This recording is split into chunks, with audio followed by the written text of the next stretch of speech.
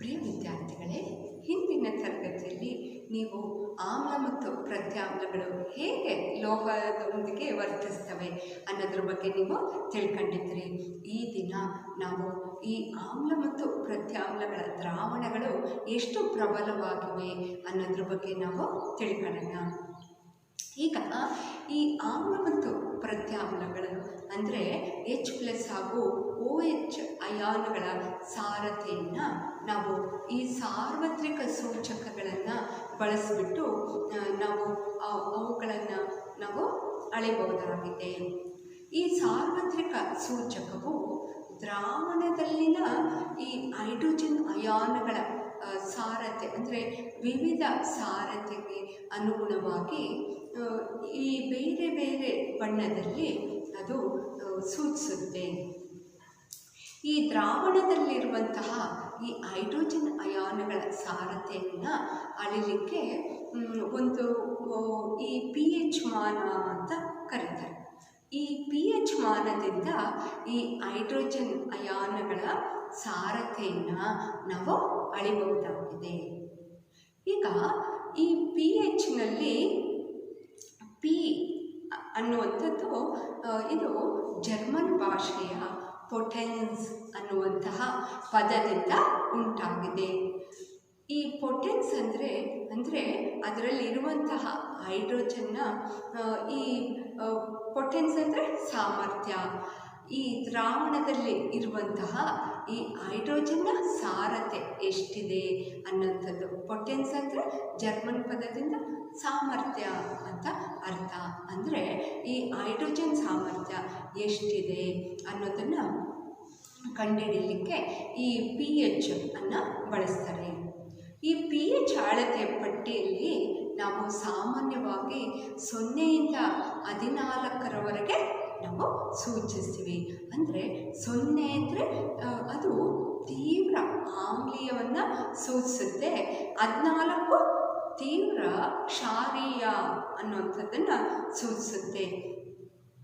ಈ ರೀತಿ ಈ pH ಅನ್ನು ಸರಳವಾಗಿ ಈ ದ್ರಾವಣದ ಆಮ್ಲೀಯ ಅಥವಾ ಈ ಪ್ರತ್ಯಾಮ್ಲೀಯ ಸ್ವಭಾವವನ್ನು ಸೂಚಿಸುವ ಒಂದು ಈ ಸಂಖ್ಯೆ ಅಂತಂದು ನಾವು ಭಾವಿಸ್ಬೋದಾಗಿದೆ. ಈ ಹೈಡ್ರೋನಿಯಂ ಅಯಾನುಗಳ ಸಾರತೆ ಹೆಚ್ಚಾದಷ್ಟು ಈ pH ಮೌಲ್ಯ ಏನಾಗುತ್ತೆ, ಕಡಿಮೆ ಆಗ್ತಾ ಬರುತ್ತೆ. ಈಗ ನೋಡ್ರಿ, ಇಲ್ಲಿ ಈ pHದು ಒಂದು ಸ್ಕೇಲ್ ಇದೆ, 0ಯಿಂದ 14ವರೆಗೂ ಇರುತ್ತೆ. ಈಗ ನೋಡ್ತಾ ಇದ್ದೀರಲ್ಲ ಮಕ್ಕಳೇ, ಈಗ ನೋಡ್ರಿ ಇಲ್ಲಿ ಆ್ಯನ್ ಮಾರ್ಕ್ ಈ ಕಡೆ ಸೂಚಿಸ್ತಾ ಇದೆ. ಈಗ ಇಲ್ಲಿ 7 ಅಂದರೆ ತಟಸ್ಥ. ಅದು ತಟಸ್ಥ ಅಂದರೆ ಅದು ಆಮ್ಲೀಯನಲ್ಲ, ಪ್ರತ್ಯಾಮ್ಲೀಯನೂ ಅಲ್ಲ. ಈ ರೀತಿ ಅದು 7 ತಟಸ್ಥ ಅಂತಂದು. ಈಗ ಈ ಆಮ್ಲೀಯ ಈಗ ಆ್ಯನ್ ಮಾರ್ಕ್ ಈಗ ಈ H+ ಅಂದರೆ ಇಲ್ಲಿ ಈ ಕಡಿಮೆ ಆದಷ್ಟು ಆಮ್ಲೀಯ ಸ್ವಭಾವ ಏನಾಗುತ್ತೆ, ಜಾಸ್ತಿ ಇರುತ್ತೆ. ಅದೇ ರೀತಿ ಈ ಪ್ರತ್ಯಾಮ್ಲೀಯ ಸ್ವಭಾವ ಜಾಸ್ತಿ ಆದಷ್ಟು ಅದು ಪ್ರತ್ಯಾಮ್ಲೀಯ ಸ್ವಭಾವ ಜಾಸ್ತಿ ಆಗುತ್ತೆ. ಆದರೆ H+ ಅಯಾನುಗಳ ಸಾರತೆ ಏನಾಗುತ್ತೆ, ಕಡಿಮೆ ಆಗುತ್ತೆ. ಇಲ್ಲಿ ನೋಡ್ರಿ, ಆಮ್ಲೀಯ ಸ್ವಭಾವ ಹೆಚ್ಚಾದಂತೆ H+ ಅಯಾನುಗಳ ಸಾರತೆಯೂ ಸಹ ಹೆಚ್ಚಾಗ್ತಾ ಹೋಗುತ್ತೆ. ಅರ್ಥ ಆಯ್ತು ಮಕ್ಕಳೇ?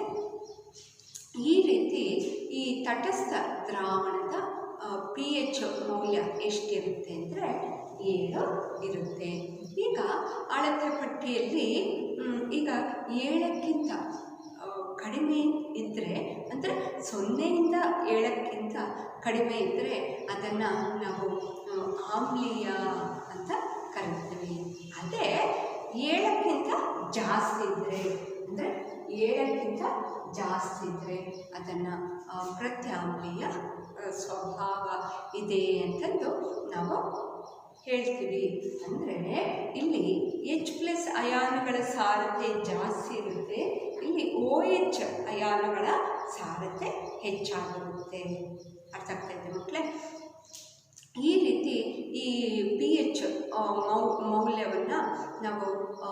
ಅಂದರೆ ಇದನ್ನು ಸಾರ್ವತ್ರಿಕ ಸೂಚಕ ಅಂತ ಸಹ ನಾವು ಕರಿತೀವಿ. ಈಗ ಈ pH ಕಾಗದ ಅಂದರೆ ಸಾಮಾನ್ಯವಾಗಿ ನಾವು ಈ ಲ್ಯಾಬೊರೇಟರಿಗಳಲ್ಲಿ ಅಂದರೆ ನಮ್ಮ ಪ್ರಯೋಗ ಶಾಲೆಯಲ್ಲಿ ನಾವು ಈ pH ಸ್ಕೇಲ್ ಅಂತ ಸಿಗುತ್ತೆ, ಅಂದರೆ pH ಕಾಗದ ಸಿಗುತ್ತೆ. ಇದರಲ್ಲಿ ನಾವು ಈ ಬೇರೆ ಬೇರೆ ವಸ್ತುಗಳ pH ಮೌಲ್ಯವನ್ನು ನಾವು ಕಂಡುಹಿಡಿಬೋದು. ಈಗ ಮಕ್ಕಳೇ ಇಲ್ಲಿ ಕಾಣಿಸ್ತಾ ಇದೆ ಅಲ್ವಾ, ಇದು pH ಪೇಪರ್, ಹೈಡ್ರೋಜನ್ ಪೊಟೆನ್ಸ್ ಪೇಪರ್ ಅಂತಂದು ಇಲ್ಲಿ ನೋಡ್ತಾ ಇದ್ದೀರಾ. ಇಲ್ಲಿ 1 ರಿಂದ 14 ಸಂಖ್ಯೆ ಕೊಟ್ಟಿರ್ತಾರೆ. ಇಲ್ಲಿ ನೀವು ಅಬ್ಸರ್ವ್ ಮಾಡ್ಬೋದು, ಈ ಬೇರೆ ಬೇರೆ ಬಣ್ಣದ್ದು ಇರುತ್ತೆ. ಈಗ ನಾವು ಯಾವ ವಸ್ತುವಿನ pH ಅನ್ನು ನಾವು ಕಂಡುಹಿಡ್ತೀವೋ, ಈಗ ಆ pH ಪೇಪರನ್ನು ತೆಗೆದುಕೊಂಡು ಅದರೊಳಗೆ ನಾವು ಡಿಪ್ ಮಾಡಬೇಕು. ಅರ್ಥ ಆಗ್ತಾ ಇದೆ ಮಕ್ಕಳೇ? ಈಗ ಇಲ್ಲಿ ಯಾವ ಬಣ್ಣಕ್ಕೆ ಅದು ಮ್ಯಾಚ್ ಆಗುತ್ತೋ, ಈಗ ನೋಡ್ರಿ ಈ ಹಸಿರು ಬಣ್ಣ, ಈಗ ಕೆಂಪು ಬಣ್ಣ, ಈ ರೀತಿ ಬೇರೆ ಬೇರೆ ಬಣ್ಣಗಳು ಇದೆ.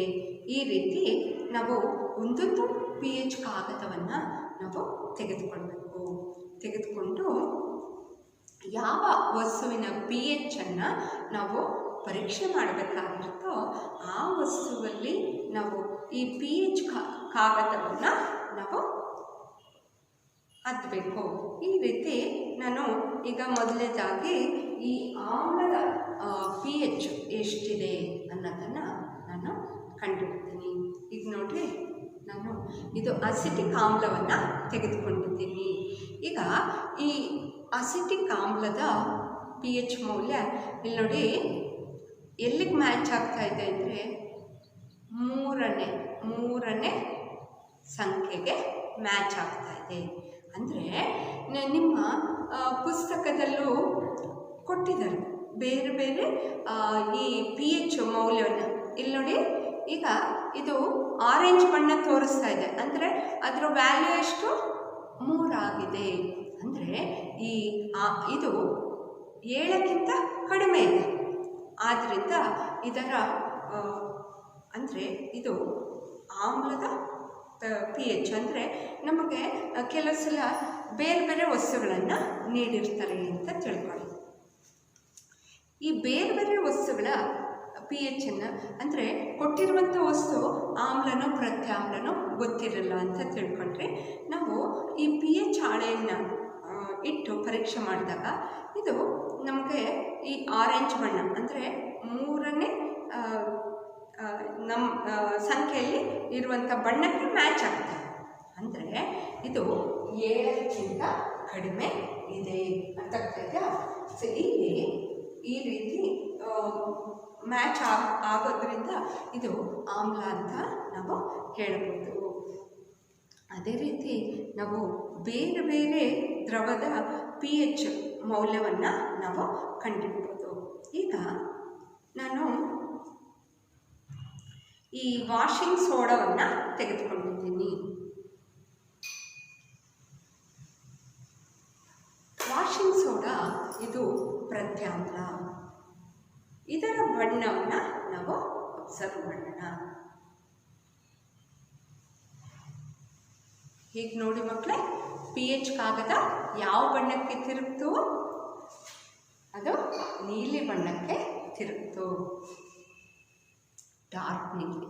ಇಲ್ಲಿ ಈಗ 10 ರಿಂದ 14 ಇದೆ. ಆದರೆ ಇಲ್ಲಿ ನೋಡಿ, ನಿಮ್ಮ ಪುಸ್ತಕದಲ್ಲಿ ಬಣ್ಣವನ್ನು ನೀಡಿದ್ದಾರೆ. ಇಲ್ಲಿ ನೋಡಿ, ಈ ನೀಲಿ ಬಣ್ಣಕ್ಕೆ ಮ್ಯಾಚ್ ಆಗ್ತಾ ಇದೆ. ಇದು pH ಕಾಗದ. ಆದ್ದರಿಂದ ಇದು ಸೋಡಿಯಂ ಹೈಡ್ರಾಕ್ಸೈಡ್ನ pH ಮೌಲ್ಯ. ನಾವು ಸೋಡಿಯಂ ಹೈಡ್ರಾಕ್ಸೈಡನ್ನು ತೆಗೆದುಕೊಳ್ಬೋದು. ಇದು 13ಕ್ಕೆ ಮ್ಯಾಚ್ ಆಗುತ್ತೆ. ಅಂದರೆ ಇದು ಪ್ರತ್ಯಾಮ್ಲೀಯ ಆಗಿದೆ. ಅದೇ ರೀತಿ ನಾವು ನಮ್ಮ ಬೇರೆ ಬೇರೆ ಸಾಮಾನ್ಯ ನೀರಿನ pH ಮೌಲ್ಯವನ್ನು ನಾವು ಕಂಡುಹಿಡ್ಬೋದು.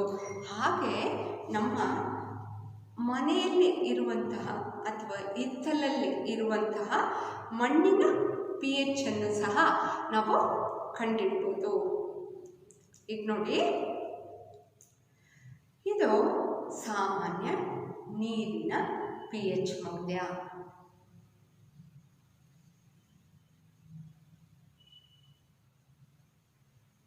ಇಲ್ಲಿ ನೋಡಿ, ಈ ಸಾಮಾನ್ಯ ನೀರಿನ pH ಮೌಲ್ಯ ಎಷ್ಟಿದೆ ಅಂದರೆ, ಇದು ಸ್ವಲ್ಪ ಲೈಟ್ ಗ್ರೀನ್ ಕಾಣಿಸ್ತಾ ಇದೆ. ಇಲ್ಲಿ ಲೈಟ್ ಗ್ರೀನ್ ಇದೆ ಅಂದರೆ ಸ್ವಲ್ಪ ಆಮ್ಲೀಯ, ಸ್ವಲ್ಪ ಅಷ್ಟೇ. ನಾವು ಕುಡಿಯುವಂತಹ ನೀರಿನ pH ಮೌಲ್ಯ ಸ್ವಲ್ಪ 6ಕ್ಕೆ ಇದೆ ಅಂದರೆ 7 ಅಂದರೆ ತಟಸ್ಥ, ಸ್ವಲ್ಪ ಆಮ್ಲೀಯ ಇದೆ ಅನ್ನೋದನ್ನು ಸೂಚಿಸುತ್ತೆ. ಹಾಗೆ ನಾವು ನಮ್ಮ ಹಿತ್ತಲಿನ ಮಣ್ಣಿನ pH ಅನ್ನು ಸಹ ನಾವು ಕಂಡುಹಿಡ್ಬೋದು. ಈಗ ನಾನು ಇಲ್ಲೇ ಸುತ್ತಲೂ ಇರುವಂತಹ ಮಣ್ಣಿನ pH ಅನ್ನು ಪರೀಕ್ಷೆ ಮಾಡ್ತೀನಿ. ಈಗ ಈ ಕೃಷಿ ಭೂಮಿಯಲ್ಲಿ ಆಮ್ಲತೆ ಜಾಸ್ತಿ ಆದರೆ ಈ ಬೆಳೆ ಇಳುವರಿ ಕಡಿಮೆ ಆಗ್ತಾ ಬರುತ್ತೆ. ಆದ್ದರಿಂದ ರೈತರು ಏನು ಮಾಡ್ತಾರೆ, ಆಗಾಗ ಈ ಮಣ್ಣಿನ pH ಅನ್ನು ಪರೀಕ್ಷೆ ಮಾಡ್ತಾರೆ. ಹಾಗೆ ನಾವು ಅಷ್ಟೇ ಈ ಸ್ವಲ್ಪ ನಮಗೆ ಬೇಕಾಗಿರುವಂಥ ಅಂದರೆ ನಮ್ಮ ಹಿತ್ತಲಿನಲ್ಲಿ ಇರುವಂತಹ ಈ ಮಣ್ಣಿನ pH ಅನ್ನು ನಾವು ಕಂಡುಹಿಡ್ಬೋದು. ಈ ಮಣ್ಣಿನ pH ಅನ್ನು ಕಂಡುಹಿಡಲಿಕ್ಕೆ ಅಲ್ಲಿರುವಂತಹ ಸ್ವಲ್ಪ ಮಣ್ಣಿಗೆ ನೀರನ್ನು ಬೆರೆಸಬೇಕು. ಬೆರೆಸಿ ಸ್ವಲ್ಪ ಕಲಕಿ ಹಾಗೆ ಬಿಟ್ಟಾಗ ಮೇಲೆ ನೀರು ತೇಲಿರುತ್ತಲ್ವ, ಅದನ್ನ ಸಪ್ರೇಟ್ ಮಾಡಿಕೊಂಡು ನಾವು ಈ pH ಕಾಗದವನ್ನು ನಾವು ಇದರೊಳಗೆ ಡ್ರಾಪ್ ಮಾಡಿ ಪರೀಕ್ಷೆ ಮಾಡ್ಬೋದು. ಅಂದರೆ ಇದು pH ಎಷ್ಟು ಇರುತ್ತೆ ಅನ್ನೋದನ್ನು ಈಗ ನೋಡ್ರಿ, ಇದು ಸ್ವಲ್ಪ ಇಲ್ಲಿ 4ನೇ ನಂಬರ್ಗೆ ಮ್ಯಾಚ್ ಆಗ್ತಾ ಇದೆ. ಅಂದರೆ ಇದು ಸ್ವಲ್ಪ ಆಮ್ಲೀಯ ಆಗಿದೆ ಅಂತಂದು ಇದು ಮಣ್ಣಿನ pH ಅಂದರೆ 4ನೇ ನಂಬರ್ಗೆ ಮ್ಯಾಚ್ ಆಗ್ತಾ ಇದೆ. ಅರ್ಥ ಆಗ್ತಾ ಇದೆ ಮಕ್ಕಳೇ? ಈ ರೀತಿ ನಾವು ವಿವಿಧ ವಸ್ತುಗಳ pH ಅನ್ನು ನಾವು ಕಂಡುಹಿಡಬಹುದಾಗಿದೆ. ಇದು ಈಗ ಉದಾಹರಣೆಗೆ ಈಗ ಆಮ್ಲ ಮತ್ತು ಪ್ರತ್ಯಾಮ್ಲಗಳ ಶಕ್ತಿ ಕ್ರಮವಾಗಿ ಅವು ಉತ್ಪತ್ತಿ ಮಾಡುವಂತಹ H+ ಅಥವಾ OH- ಅಯಾನುಗಳ ಈ ಸಂಖ್ಯೆಯನ್ನು ಅವಲಂಬಿಸಿದೆ. ಈಗ ಉದಾಹರಣೆಗೆ ಈಗ ನೋಡ್ರಿ, 1 ಮೋಲಾರ್ ಹೈಡ್ರೋಕ್ಲೋರಿಕ್ ಆಮ್ಲ ಅಥವಾ ಮತ್ತು ಅಸಿಟಿಕ್ ಆಮ್ಲ ಎರಡನ್ನು ನಾವು ತೆಗೆದುಕೊಂಡಾಗ ಎರಡನ್ನು ನಾವು ಅಬ್ಸರ್ವ್ ಮಾಡಿದಾಗ ಯಾವ ಹೆಚ್ಚು H+ ಅಯಾನುಗಳನ್ನು ಉತ್ಪತ್ತಿ ಮಾಡ್ತೀವೋ ಆ ಆಮ್ಲ ಪ್ರಬಲ ಆಮ್ಲ ಅಂತ ತೋರಿಸುತ್ತೆ. ಅದೇ ರೀತಿ H+ ಅಯಾನುಗಳು ಕಡಿಮೆಯನ್ನು ಉತ್ಪತ್ತಿ ಮಾಡಿದ್ರೆ ಅದನ್ನು ದುರ್ಬಲ ಆಮ್ಲ ಅಂತ ಕರಿತೀವಿ. ಅಂದರೆ ಎರಡು ಆಮ್ಲಗಳೇ, ಆದರೆ ಯಾವುದು ಪ್ರಬಲ ಯಾವುದು ದುರ್ಬಲ ಅಂತ ತೋರಿಸ್ಲಿಕ್ಕೆ H+ ಅಯಾನುಗಳ ಸಾರತೆ ಅನುಗುಣವಾಗಿ ನಾವು ಇವುಗಳ pH ಮೌಲ್ಯವನ್ನು ನಾವು ಕಂಡುಹಿಡಬಹುದಾಗಿದೆ. ಅರ್ಥ ಆಯ್ತು ಮಕ್ಕಳೇ?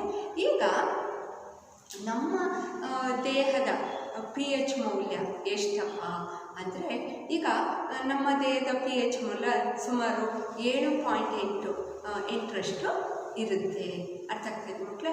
ಅದೇ ರೀತಿ ಈ ಮಳೆ ನೀರಿನ pH ಮೌಲ್ಯ ಎಷ್ಟಿರುತ್ತಪ್ಪ ಅಂದರೆ 5.6ಕ್ಕಿಂತ ಕಡಿಮೆ ಇದ್ದರೆ ಅದನ್ನು ನಾವು ಆಮ್ಲ ಮಳೆ ನೀರು ಅಂತ ಕರಿತೀವಿ. ಅರ್ಥ ಆಗ್ತಾಯಿದೆ ಮಕ್ಕಳೇ?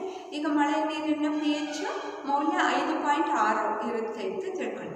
5.6ಕ್ಕಿಂತ ಕಡಿಮೆ ಇದ್ದರೆ ಅದನ್ನು ನಾವು ಆಮ್ಲ ಮಳೆ ಅಂತ ಕರಿತೀವಿ.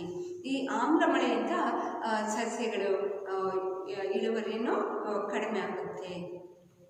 ಈ ರೀತಿ ನಮ್ಮ ಜಠರದಲ್ಲಿ ಹೈಡ್ರೋಕ್ಲೋರಿಕ್ ಆಮ್ಲ ಇದೆ ಅಲ್ವಾ. ಈಗ ಈ ಹೈಡ್ರೋಕ್ಲೋರಿಕ್ ಆಮ್ಲ ನಮ್ಮ ಜಠರದಲ್ಲಿ ಇರುತ್ತೆ, ಆದರೆ ಆ ಜಠರಕ್ಕೆ ಏನು ಹಾನಿಯನ್ನು ಉಂಟು ಮಾಡಲ್ಲ. ಆದರೂ ಇದು ನಮ್ಮ ಜೀರ್ಣಕ್ರಿಯೆಯಲ್ಲಿ ಸಹಕರಿಸುತ್ತೆ. ಯಾವುದು? ಹೈಡ್ರೋಕ್ಲೋರಿಕ್ ಆಮ್ಲ. ಅರ್ಥ ಆಯ್ತು ಮಕ್ಕಳೇ? ಈ ರೀತಿ ಇದು ಈಗ ಕೆಲವೊಂದು ಸಲ ನಾವು ಆಹಾರವನ್ನು ಅತಿಯಾಗಿ ಸೇವಿಸಿದಾಗ ಏನಾಗುತ್ತೆ ಅಂದರೆ ಈ ಅಂದರೆ ಹೊಟ್ಟೆ ಉರಿ ಜಾಸ್ತಿ ಆ್ಯಸಿಡಿಟಿ ಆದಾಗ ಏನಾಗುತ್ತೆ, ಹೊಟ್ಟೆ ಉರಿಯಲು ಪ್ರಾರಂಭಿಸುತ್ತೆ. ಆವಾಗ ಏನು ಅಂದರೆ ಈ ಆಮ್ಲಶಾಮಕ ಅಥವಾ ಆ್ಯಂಟಾಸಿಡ್ ಈಗ ಜಠರದಲ್ಲಿನ ಆಮ್ಲತೆಯನ್ನು ಕಡಿಮೆ ಮಾಡಲಿಕ್ಕೆ ಈ ಪ್ರತ್ಯಾಮ್ಲೀಯ ಈ ಆ್ಯಂಟಾಸಿಡ್ ಅಂತ ಕರಿತೀವಿ. ಈ ಪ್ರತ್ಯಾಮ್ಲಯಗಳನ್ನು ಬಳಸಿಬಿಟ್ಟು ಜಠರದಲ್ಲಿ ಇರುವಂತಹ ಆಮ್ಲತೆಯನ್ನು ಹೋಗಲಾಡಿಸ್ಬೋದು.